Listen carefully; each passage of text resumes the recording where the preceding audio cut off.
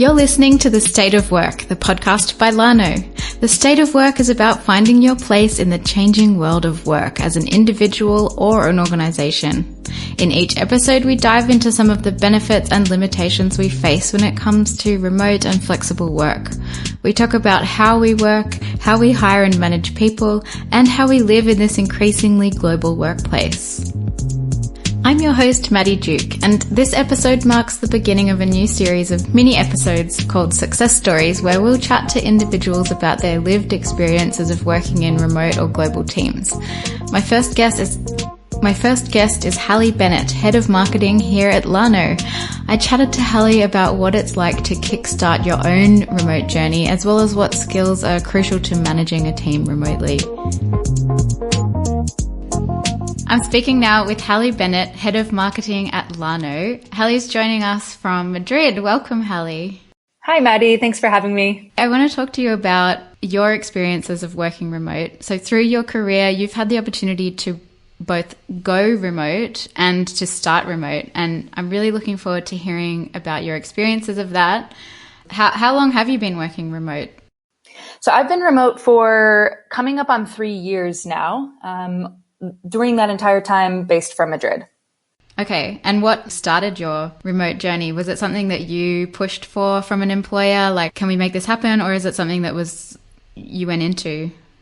Yeah, it was something that I pushed for quite hard. And at the time, it was, I think the idea about how remote work happened or what it would look like it kind of had a bad rap just in that context of, that I would be sort of distant from the team and I would probably be working fewer hours because I'd be on a beach somewhere.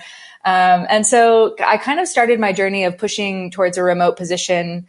It was motivated on my side by a lifestyle change that I was pursuing. I grew up in the United States, but I spent quite a bit of time during kind of my university studies in Latin America and in Europe.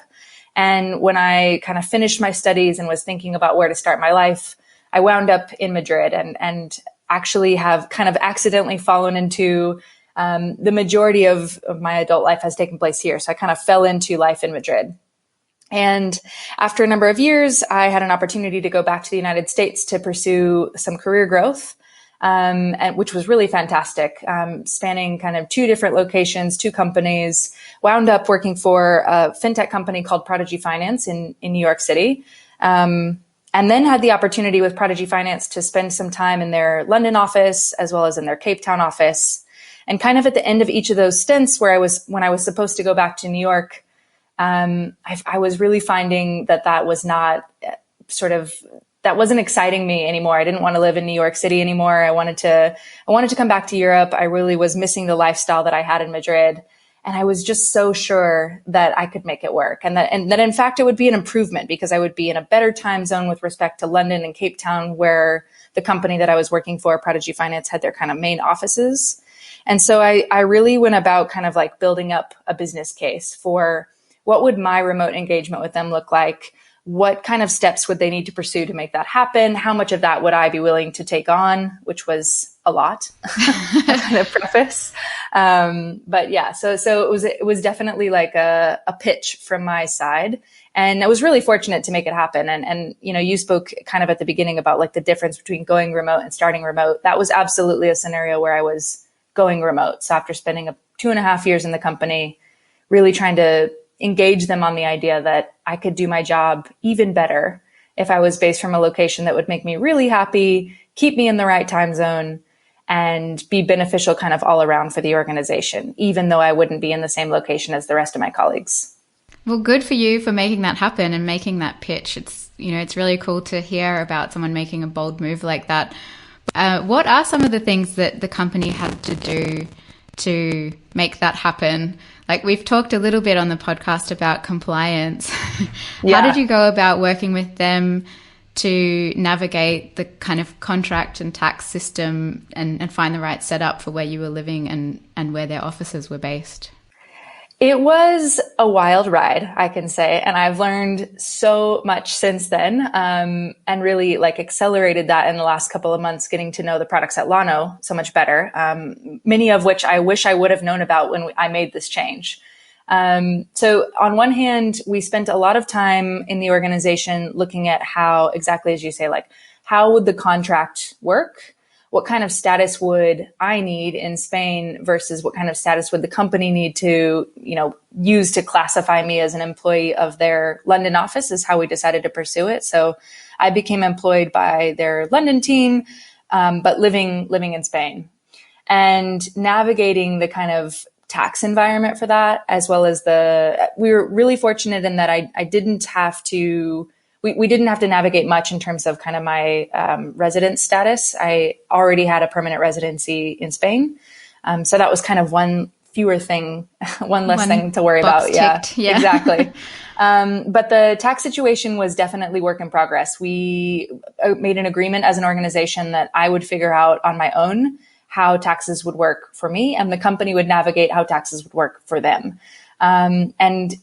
We did not get it right the first time around. It was incredibly painful, including receiving, for Harry Potter fans, it was like receiving a howler in the mail. I had horrendous letters coming from Her Majesty's Revenue Service on a regular basis telling me that I was going to be blocked forever from entering the UK, and calling my employer almost in tears saying, I don't even think I'm supposed to pay taxes in the UK. How is this working? So over time, we certainly improved our understanding and really, learned a lot together. But I think what I've learned now about how employer of record works and how I might have set that up by more clearly differentiating between sort of a freelance or a contract agreement with my organization versus a full-time employment agreement with them, which I think they would have, I know they would have participated in. I just don't think we knew what the resources were at the time. So there was a lot of trial and error. Mm-hmm. And how did that compare to your more recent experience of starting remote with a remote first company in starting your position at Lano? Yeah, it's such an interesting contrast. So at Prodigy, where I was sort of, I was personally motivated to make something happen, and I had the real backing of the organization, for which I'm incredibly grateful. But everything was greenfields, right? So lots of research, lots of work to try and figure out how to make things happen. Lots of goodwill from all parties to make that move forward. I think otherwise it might not have happened. In contrast, or I guess before I move on to kind of how it's looking at Lano, like the interesting experience that I was able to have at Prodigy was, so I started working remotely well before kind of the global pandemic and before the significant shift to working from home kind of as a safety measure kicked in. And so also like seeing my colleagues transition to kind of a fully remote, Prodigy went fully remote during the kind of majority of their lockdowns, both in Cape Town, London, and US and India, where they also have a physical presence. So I learned quite a bit about how to help guide others and sort of sharing with them and creating community and trying to kind of bolster the normalcy of working from home during that time. But it also increased my empathy a lot to the kind of challenges of working from home. So where I was going remote because I really wanted to make it happen, and I was in a privileged position really to kind of set that up for success in terms of my home working environment and the ability to kind of make that fit with my lifestyle, really getting to see kind of what the other side of the coin is when folks are forced to work from home and perhaps haven't had that opportunity to really set that up in a successful way. And so now transitioning to Lano, which is remote first, obviously. And, by virtue of the products that we're building, we think all day, every day about how people work successfully together remotely. We're also a much smaller team at the moment. And so I think in some ways that's quite a bit easier. But it is quite challenging actually to start a role remotely, maybe even more than I originally expected. And so it's really, on one hand, been incredible to have the backing of the organization who knows what they're doing, right? Like the products and services that Lano provide for other organizations are the same ones that we're using in my case, for example. So Lano's kind of one of their core products is to help others be able to attract remote talent by hiring them through an employer of record.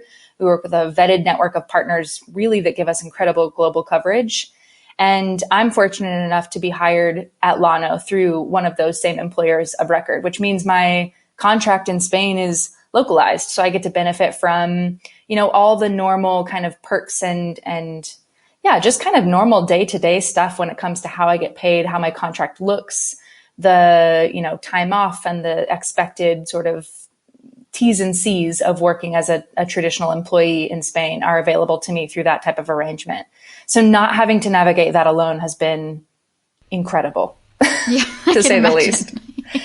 Yeah. Have you ever had any real kind of nightmare moments where something's gone wrong and you've been completely disconnected from your team? Have you got any fun anecdotes for us, or maybe even like a contingency plan for when things like that happen? Yeah, I mean, it was such an interesting experience. So when the kind of first wave of lockdowns hit, I was managing a team of 5 in almost all in Cape Town, South Africa. And it just so happened that, by virtue of the kind of the timeline and the time of year, I wasn't able obviously to travel and meet any of those members of the team from the time I started managing them. So I started managing the team. We knew each other from social engagements. I've been at the company for several years, as had many of the team members. But so we kind of started working together as a unit, and then kind of wave of pandemic hit, and most of them kind of then transitioned to working from home. And actually, exactly as you say, we had 2 members of the team who really lived in environments where, fortunately they had comfortable home lives and plenty of space to work, but really, really, really difficult times accessing just good internet and just being able to kind of continuously participate in video calls, or, in particular, I don't know what it is, but like sharing documents on screen would totally blow up every single call we would have as a team. It was really frustrating. I mean, I think it was frustrating for the people in every aspect, right? So it obviously is just really disruptive to the kind of flow of conversation, but it's also just tremendously isolating. Like the person that is on the other end of that and can't really get connected to the tools that they need for the team to be successful on that team. Like the empathy is tremendous. I think that's just really unfortunate. And so we actually, we were really fortunate in that the organization made budget effectively available to each of the teams to kind of problem solve for what they would need to sort of survive through the pandemic period. And we were able to, upgrade effectively everybody's mobile plan so that they could hotspot if their local internet connection failed. And that was pretty game changing for us. Like, it sounds like such a silly thing, but basically putting everybody on like an unlimited data plan, having the company participate in financially backing that. And that way basically saying, okay, in the moment that your internet cuts out, switch to a hotspot and everybody will be connected by hotspot, which will, it damages the quality of the call in some cases, right? Like it depends on kind of where you are and what your mobile broadband scenario looks like. But it let us stay connected, right? Like we had a significantly lower number of calls just get totally disrupted and thrown off course after we did that. So it sounds like such a small thing, but it's actually still my kind of backup is like, I've always got my, kind of mobile hotspot budgeted into what I need to be successful in my role so that I can have that contingency plan. It highlights an issue for me that I personally find quite interesting, which is also the range of access different people have to kind of different levels of lifestyle. Yeah. Because obviously in any company, you've got people in really junior roles and then like C-suite employees. And some people may be living in a share house and have like other people making noise during calls, or maybe they have different, I don't know, there's all these things that people have behind the scenes, maybe different costs that they're covering. And I think that the need for empathy in managing remote teams seems to be really, really key. Are there any other, soft or more technical skills that you would say are crucial to managing remote teams? Yeah, I mean, I think the one you've highlighted there is a really big one, right? Like you need to be comfortable, perhaps vocalizing or asking about boundaries in a way that might seem uncomfortable at first, because it's not really naturally the way that we engage with each other as humans. But I think in a remote setting, it becomes really critical. And so, I mean, I always think we had a Scrum Master that I worked with in the past who just, I mean, she would stand up at like once a week in the middle of the office and say, "Is everybody forming, storming, and norming this week?" We would just all kind of groan and roll our eyes and like, oh my gosh, the corn. But really it's a really good kind of, I think, set of skills to build up, which is effectively when you build a team, like how do you get together, assemble as an organization? You know, you set a mission, you decide what your purpose as a team is. You think about what rules or contracts you need to have in place about how you'll communicate, how you'll report back on progress, what documentation you'll have in place, what tools you need to be successful. And then you work through the process of how will you resolve conflict? And you try to do that as much as possible, hopefully with a facilitator where you're able, but to kind of, preempt effectively some of the situations that you are guaranteed to get into in a team. And so even if you can, adapt that process, even if you don't go through kind of the full set of actions, it's definitely something that I think, any leader, and, it doesn't need to be a team manager, but anybody who wants to kind of lead in an organization or have a leading voice needs to think through what the authentic version of that looks like for them. Mm-hmm. Yep. And ideally document it and share it with others, because exactly as you were saying, that's not always intuitive if you've, first of all, if you've never done that out loud, but also if you are, you're perhaps coming in with slightly less work experience or a little bit less exposure, having someone, really kind of set down the guidelines, and establish how much of that is available to kind of create through consensus versus where you just need to kind of all be aligned, I think can be tremendously helpful. I definitely like the piece that you mentioned there about, the experience that you have giving you perhaps a different level of confidence in knowing what you need to be successful in a remote team or how you would like to work with others can be complex. So I can't stress enough, like the more we shift towards a world where remote is inevitable, in my opinion, but certainly going to be a growing part of how we communicate with one another and how we work together, even if it's in a distributed team or a global team setting, organizations to lean in really heavily on setting some of those guidelines in place, thinking about how they adopt, programs of benefits and perks for their employees that are more suited to that type of environment. I mean, obviously, for example, right now we're not really in a position where most of us can go out and find a co-working locally, or, invest heavily in travel for us to be spending time on location with our teams. But those types of things in the future, I think, will become really prevalent.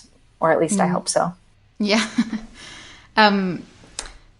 Before we wrap up, Halley, is there anything else you would like to touch on about your experiences of both going remote and starting remote, working remotely? Yeah, I mean, I'm sure there's lots more we could talk about. I'm obviously really passionate about this topic. It's changed my life tremendously to be able to work from the location that is well suited to the lifestyle that I want to have, but also helps me be a more productive and successful member of a team.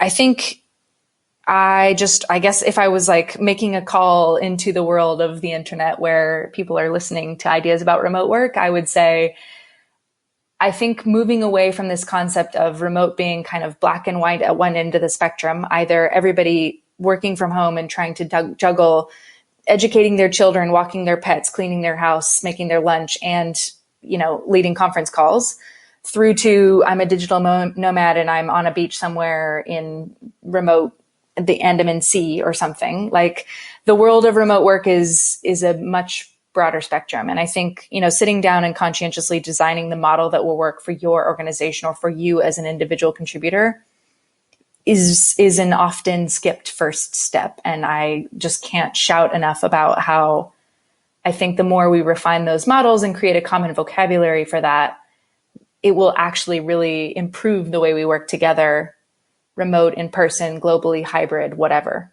Yeah, that's a great takeaway for our listeners to take note of. Cool. Well, I think then let's leave it there. It was really awesome to hear your stories and your experience. And I very much appreciate you taking the time with me today. Likewise. Thanks, Maddie. And I'll see you on video call later this week. Yeah, exactly. The State of Work is brought to you by Lano.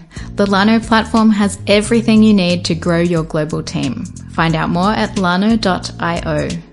To read more about Halley's remote journey, head to our show notes at podcast.lano.io.